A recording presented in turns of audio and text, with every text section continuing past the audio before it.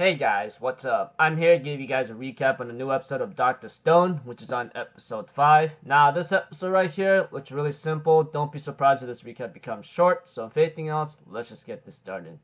We have to it that Senku gets hit by Tsukasa in the back and apparently loses consciousness and he ends up dying. Yuzuriha and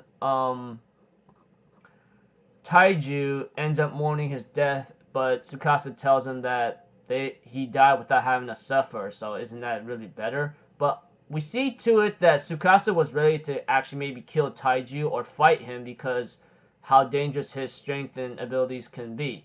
But because of that, we see to it that Taiju and Yuzuriha uses the knowledge of Senku and manages to escape by using the gunpowder or black powder that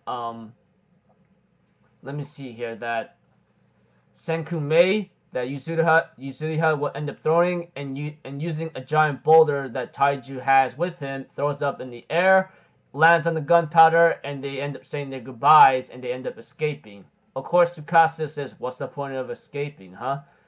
He even says like, I'm pretty sure I hit his cervical neck or something, etc. That's about it.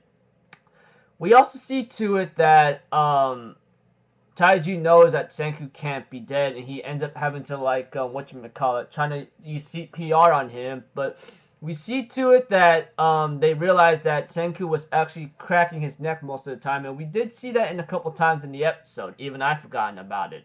But eventually, there was actually some stone petrification behind his neck that might have protected him.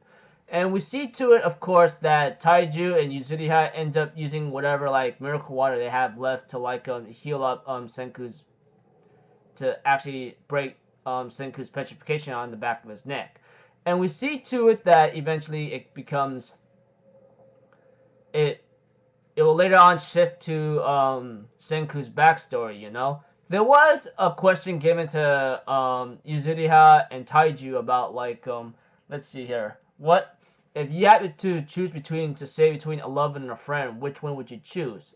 Senku says, "I choose all of them, honestly. That book is full of garbage and stupid stuff. Come on, man. You gotta find a result that's satisfying for everyone else altogether, etc." And we see to it that when the catastrophic event of petrification started, we see to it that Senku, we do know that he was counting by second, etc. But we also see to it that it got a little bit more ugly in the end after after he got himself released from stone petrification. Eventually, he had to learn how to adapt to the environment. Having to make fire, and of course he couldn't do that unless he had certain tools with him. Eventually, he will use his brain, which is the biggest thing, to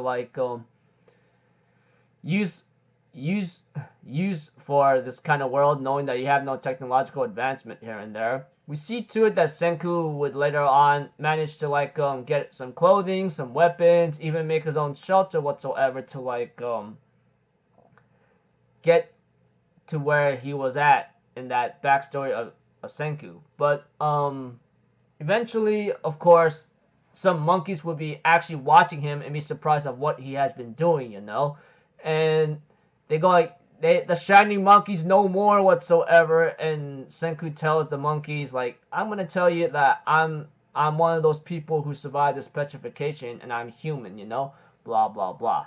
So pretty much the first half is that Tsukasa looked like he killed Senku, and Yuzuriha and Taiju escapes trying to revive Senku, and they realize that Senku had stone petrification on the back of his neck.